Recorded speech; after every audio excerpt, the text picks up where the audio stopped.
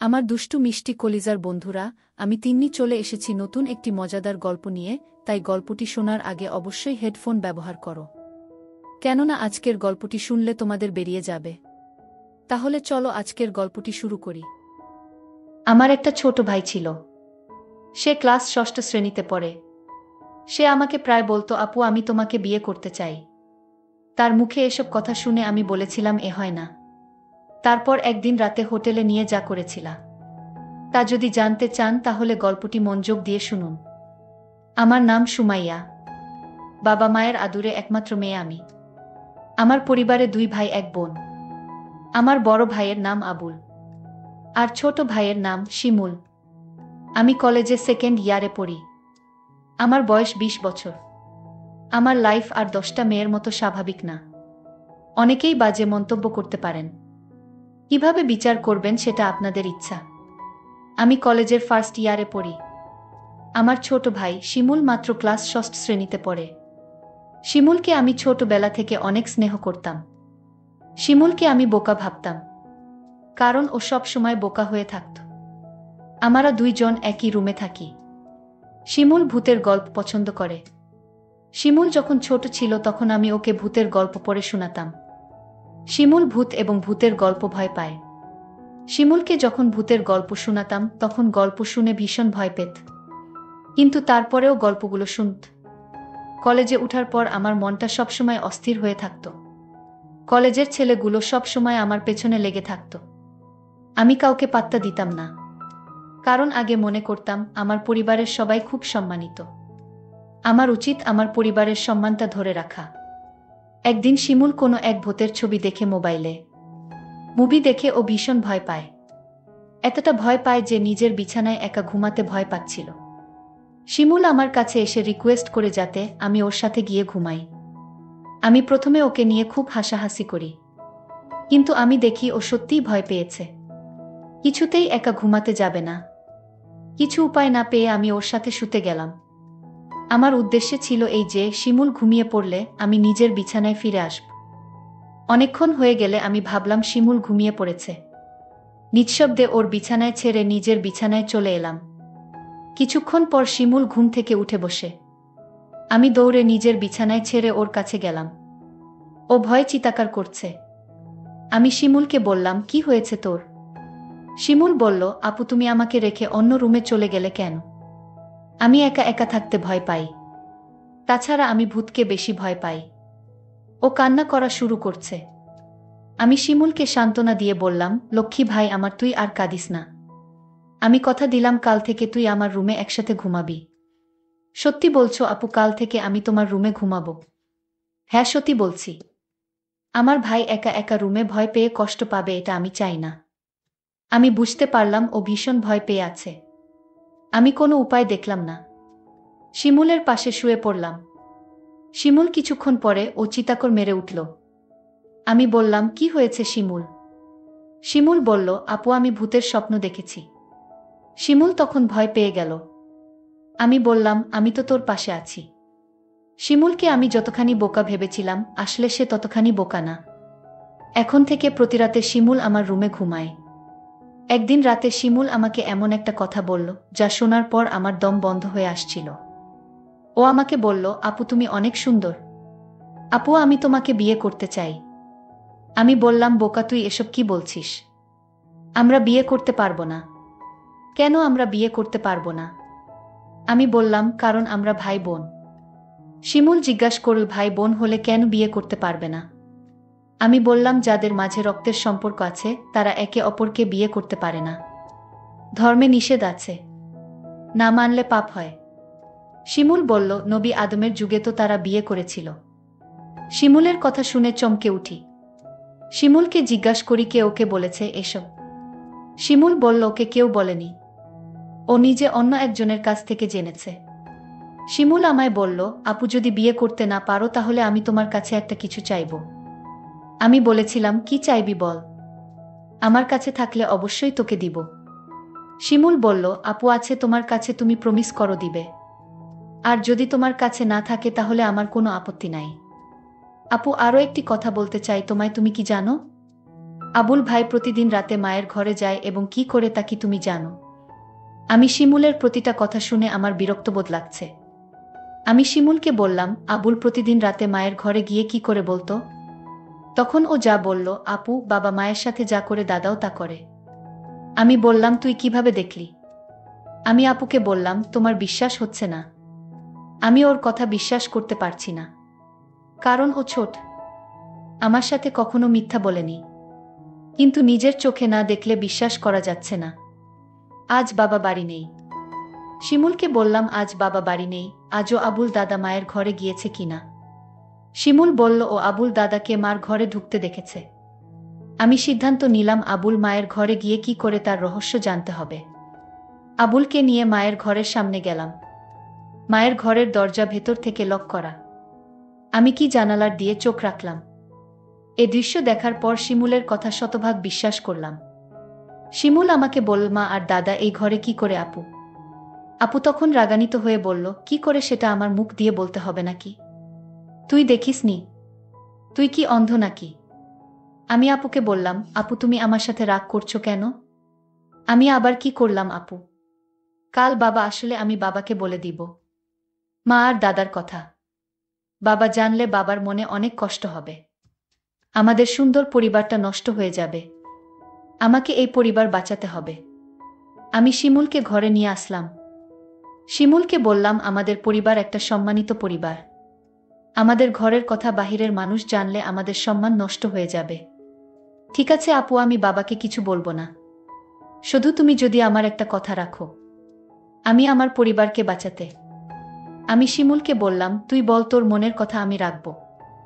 শিমুল তখন আমায় জিজ্ঞাসা করল, সবাই পারলে আমরা কেন পারবো না? কি করতে হবে সেটা বলবি তো? আমি বললাম, আপু তোমার কাছে একটা রাত ধার চাই। তুমি কি দিবে? আপু বলল, রাতে আবার কি করবি? যা বলবি ঘুরিয়ে না বলে সোজা বলে ফেল। আমার ছোট ভাই তখন বলল, আপু দাদা আর মা যা করে আমরা তাই করব। শিমুল, তোর কি মাথা ঠিক আছে? তুই কি বলছিস একবার ভেবে দেখেছিস? আমি আপুকে বললাম, তুমি আমার কথা রাখবে কি সেটা বলো। আমি বললাম, নিয়ম নেই। শিমুল জানতে চাইল, নিয়ম কারা বানায়? আমি বললাম, বড়রা। শিমুল বলল, বাবা সবার বড়। শিমুল বাবাকে বলে নিয়ম বানাবে। শিমুলকে বাবার কাছে যাওয়া থেকে আটকাতে হবে। কিন্তু শিমুলকে কোনোভাবে বোঝানো যাচ্ছে না। আমি ভাবলাম, শিমুল খুব বড় নয়, সবে ক্লাস 6 শ্রেণীতে পড়ে। তাছাড়া ও বোকা, মানসম্মান বিষয়ে তার কোনো জ্ঞান নেই। আমি বললাম, আমি যদি শিমুলের কথা রাখি, তাহলে ওকে চুপ রাখা যাবে। মা আর দাদার ঘটনা বলা যাবে না। আমি বললাম, শিমুল তোর কথায় আমি রাজি, তবে একটা শর্ত আছে। শিমুল বলল, কি শর্ত আপু? আগামী মাসে বাবা মা আমাদের পরিবারের সবাই ঘুরতে যাব চট্টগ্রাম। আর যেদিন আমরা চট্টগ্রাম যাব সেদিন তোর ইচ্ছা পূরণ করব। আমি বললাম, ঠিক আছে। আমি সেই অপেক্ষায় রইলাম। 1 মাস পর বাবা আর মা আমাদের সবাইকে ডেকে বললেন তারা চট্টগ্রাম যাবেন ঘুরতে। তাই আমাদের সবাইকে জানিয়ে দিলেন। আমি বাবার কথা শুনে আমার অনেক ভালো লাগছে। এতদিন পর আমার মনের ইচ্ছা পূরণ হবে।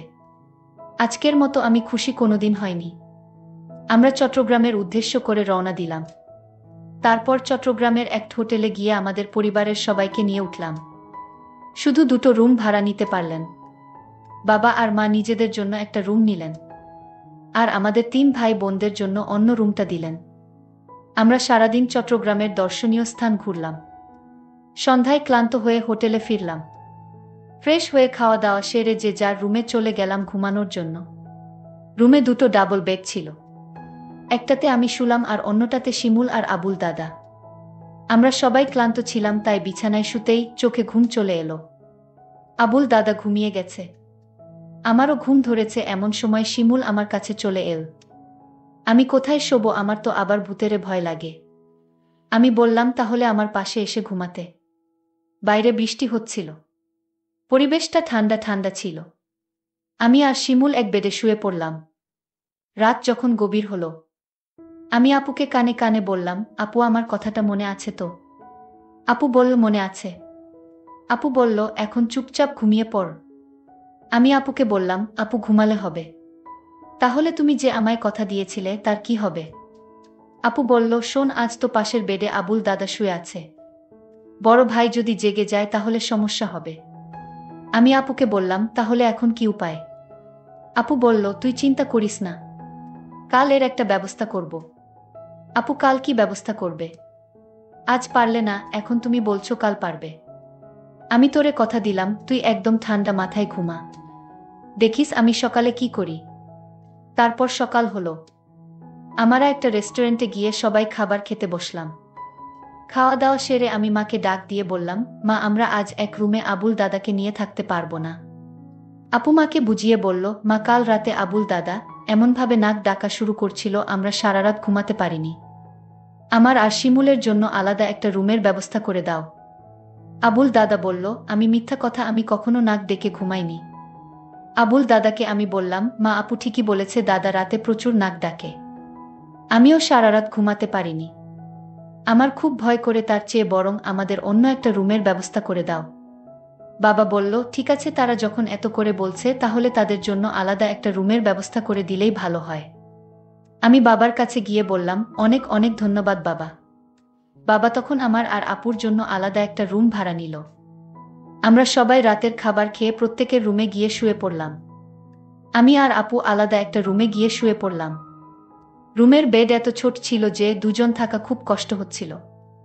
হঠাৎ দেখলাম আপু ঘুমিয়ে গেল। আমি আপুকে ডাক দিয়ে বললাম, এই আপু, তুমি ঘুমিয়ে গেলে? আমি আপুকে জোরে জোরে ডাকতে লাগলাম। আপু আমার কথা শুনছে না। আমি রাগান্বিত হয়ে আপুকে বললাম, আপু তুমি উঠছো না কেন? কিছুতেই আপু আমার কথা শুনছে না। আমি আপুকে গ্লাস থেকে পানি নিয়ে তার মুখে ছিটা দিলাম, তাও আপু উঠছে না। আমি আপুকে বললাম, এই আপু, আমি কিন্তু এখনই বাবাকে দাদার ঘটনা সব বলে দিব। তুমি যদি না উঠো।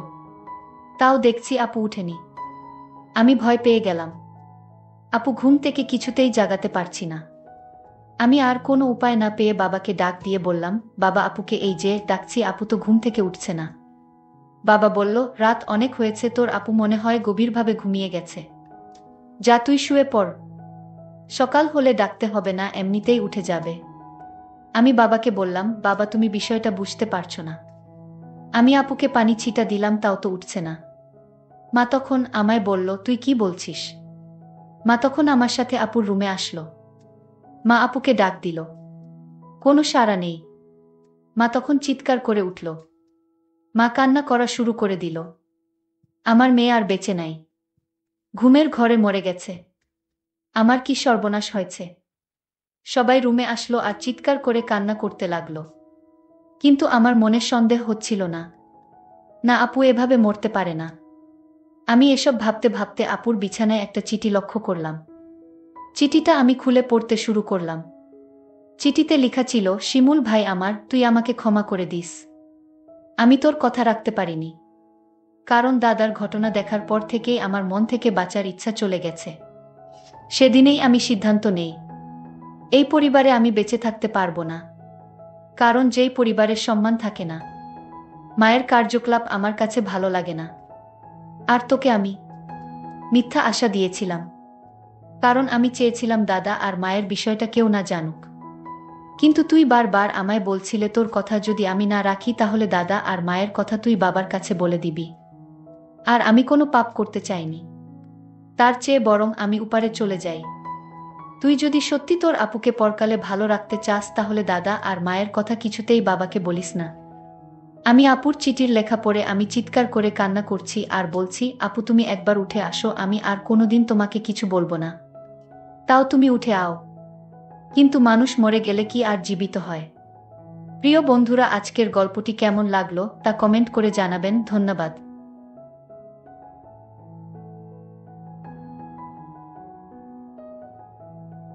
বন্ধুরা, অনেক কষ্ট করে ভিডিও বানাই। ভিডিওটি ভালো লাগলে অবশ্যই লাইক করবে এবং আমাদের চ্যানেলটি সাবস্ক্রাইব করে পাশে থাকবে।